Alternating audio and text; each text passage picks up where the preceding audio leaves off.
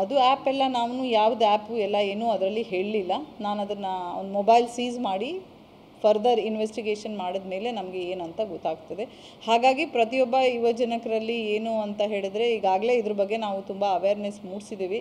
ಎಲ್ಲರಿಗೆ ತಾವು ಎಜುಕೇಷನ್ನು ತುಂಬ ಇಂಪಾರ್ಟೆಂಟು, ಕಷ್ಟಪಟ್ಟು ದುಡಿಯೋದನ್ನು ನೋಡಬೇಕು. ಅದು ಬಿಟ್ಟು ಈ ಥರ ಗ್ಯಾಮ್ಲಿಂಗ್ ಆ್ಯಪ್ಸ್ಗಳಿಗೆ ಹಣ ಹಾಕಿ ಹೆಚ್ಚು ಹೆಚ್ಚು ಹಣ ಬರ್ತದೆ ಅಂತ ಪುನಃ ಅದನ್ನು ಸಾಲ ಮಾಡಿ ಹಣವನ್ನು ಹಾಕಿ ವಾಪಸ್ಸು ಬರದೇ ಇದ್ದಾಗ ಸಾಲಗಾರರ ಕಾಟ ಜಾಸ್ತಿಯಾಗಿ ನಿರಾಶೆಯಿಂದ ಈ ಥರ ಆಗೋದಕ್ಕಿಂತ ಇದ್ರ ಬಗ್ಗೆ ಅವೇರ್ನೆಸ್ ತಿಳ್ಕೊಂಡು ಈ ಥರ ಯಾರು ಈಗ ನಿಮಗೆ ಗೊತ್ತಿದೆ ಗ್ಯಾಮ್ಲಿಂಗ್ ಆ್ಯಪ್ಸಲ್ಲಿ ಕೆಲವರು ಗೇಮ್ ಆಫ್ ಸ್ಕಿಲ್ ಅಂತ ಇರ್ತದೆ. ಆ ಥರ ಆ್ಯಪ್ಸಲ್ಲಿ ಆಡ್ತಾ ಇದ್ದಾಗ ಅದು ಲೀಗಲಿ ಇದ್ದಾಗ ಕೂಡ ನಾವೇನು ಅದರಲ್ಲಿ ಜಾಸ್ತಿ ಮಾಡಲಿಕ್ಕೆ ಬರಲ್ಲ.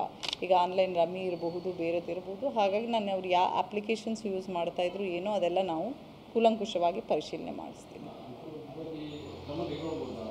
ಯಾವುದ್ರ ಅದೇ ಅವ್ನು ಯಾವ್ದು ಇಲೀಗಲ್ ಆ್ಯಪಾ, ಯಾವ ಆ್ಯಪ್ ಇದೆ ಅದು ನಾನು ಫಸ್ಟು ನೋಡಬೇಕು. ಅದನ್ನೆಲ್ಲ ನೋಡಿಬಿಟ್ಟು ನಾನು ಫರ್ದರ್ ನಿಮಗೆ ಮಾಹಿತಿ ಕೊಡ್ತೀನಿ.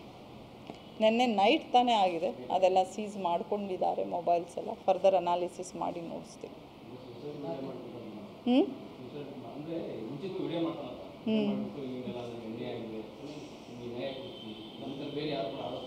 ಆಗಬಾರ್ದು. ಬಟ್ ಅವರು ಅವೇರ್ನೆಸ್ ನಾವು ಆಲ್ರೆಡಿ ಮೂಡಿಸ್ತಾ ಇದ್ದೀವಲ್ಲ. ಈಗ ಎಲ್ಲರೂ ಅದೇ ಹೇಳ್ತಾರೆ, ಇದು ಆಗಿರ್ಬೋದು ಸೈಬರ್ ಕ್ರೈಮ್ಸ್ ರಿಲೇಟೆಡ್ ಇನ್ವೆಸ್ಟ್ಮೆಂಟ್ ಫ್ರಾಡ್ಸಲ್ಲಿ ಎಷ್ಟು ಜನ ನಾವು ಹೇಳ್ತಾ ಇದ್ದೀವಿ ಯಾವುದೇ ಇನ್ವೆಸ್ಟ್ಮೆಂಟ್ ಫ್ರಾಡ್ಸ್ಗೆ ಬಲಿ ಆಗಬಾರ್ದು.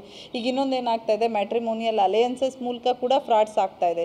ಫಸ್ಟು ಅವರು ಮ್ಯಾಟ್ರಿಮೋನಿಯಲ್ ಅಲಯನ್ಸಸ್ಸಲ್ಲಿ ರಿಜಿಸ್ಟ್ರ್ ಮಾಡ್ಕೊಂಡಿರ್ತಾರೆ, ಯಾರೋ ಪ್ರಪೋಸಲ್ಸ್ ಬರ್ತದೆ, ಅವ್ರ ಜೊತೆ ದೇ ಸ್ಟಾರ್ಟೆಡ್ ಚಾಟಿಂಗ್. ಅದಾದಮೇಲೆ ಅವ್ರು ಹೇಳಿದರು ಅಂತ ಹೇಳಿ ದೇ ಸ್ಟಾರ್ಟ್ ಇನ್ವೆಸ್ಟಿಂಗಿಂದ ಒಂದು ಪರ್ಟಿಕ್ಯುಲರ್ ಯಾವುದೋ ಒಂದು ಅಕೌಂಟ್ ಡೀಟೇಲ್ಸ್ ಏನು ಕೊಡ್ತಾರೆ ಒಂದು ಪ್ರಾಜೆಕ್ಟಾ ಒಂದು ಸ್ಕೀಮಲ್ಲಿ. ಆವಾಗ ಅವ್ರಿಗೆ ಗೊತ್ತಾಗುತ್ತೆ. ನಿನ್ನೆ ಕೂಡ ನಮ್ಮ ಪೊಲೀಸ್ ಠಾಣೆಯಲ್ಲಿ ದಾಖಲಾಗಿದೆ. ಮ್ಯಾಟ್ರಿಮೋನಿಯಲ್ ಅಲಯನ್ಸ್ಗೆ ಅಂತ ಹೋಗಿ ಹುಡುಗಿ ಇಂಟ್ರಡ್ಯೂಸ್ ಆಗಿ ನೆಕ್ಸ್ಟು ಅದೊಂದು ಇನ್ವೆಸ್ಟ್ಮೆಂಟ್ ರಿಲೇಟೆಡ್ ಪ್ರಪೋಸಲ್ ಕೊಡ್ತಾರೆ. ಅದಕ್ಕೆ ಅವನು 90 ಲಕ್ಷ ಪ್ಲಸ್ ಇನ್ವೆಸ್ಟ್ ಮಾಡಿದ್ದಾರೆ.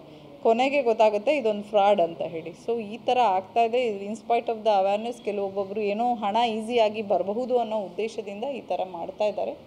ಅವ್ರಿಗೆ ಕೂಡ ನಾವು ಲೀಗಲಾಗಿ ಏನು ಕಾನೂನು ಕ್ರಮ ಇದೆ ಅದನ್ನು ಖಂಡಿತ ನಾವು ಕೈಗೊಳ್ತಾ ಇದ್ದೇವೆ. ಬೇರೆ ಅವೇರ್ನೆಸ್ ಇನ್ನೂ ಹೆಚ್ಚಾಗಿ ಕೂಡ ಮೂಡಿಸ್ತೀವಿ. ಹೌದು, ಈ ವರ್ಷದಲ್ಲಿ ನಾನು ನೋಡ್ತಾ ಇರೋದು, ಲಾಸ್ಟ್ ಇಯರು ಕೂಡ ಯಾವುದೂ ನೋಡಿಲ್ಲ, ಇದೇ ಫಸ್ಟ್ ಪ್ರಕರಣ. ಕಂಪ್ಲೇಂಟ್ ನಾನು ಆವಾಗಲೇ ಲಾಸ್ಟ್ ಮಂತ್ ಅವ್ರು ಯಾವಾಗ ಬಂದರೂ ಇಮಿಡಿಯೇಟಾಗಿ ನಾನು ವೆರಿಫೈ ಮಾಡಿಸಿ ಅವತ್ತೇ ನಾವು ರಿಜಿಸ್ಟರ್ ಮಾಡಿಸಿದ್ದೀನಿ. ಅದ್ರ ಬಗ್ಗೆ ನಾನು ವಿಚಾರ ಮಾಡ್ತೀನಿ. FIR ಆವಾಗಲೇ ನನ್ನ ಹತ್ರ ಬಂದ ಮೇಲೇ ನಾನು ಅವರಿಗೆ DSPಗೆ ಮಾತಾಡಿದ್ದೀನಿ. DSPಗೆ ಮಾತಾಡಿದ ಮೇಲೇ FIR ಏನಿದೆ ಅವ್ನ ಡೀಟೇಲ್ಸ್ ತಂದು ಕೊಡಬೇಕಲ್ಲ, ಅವ್ನಿಗೇನಾಗಿದೆ ಏನು ಅಂತ.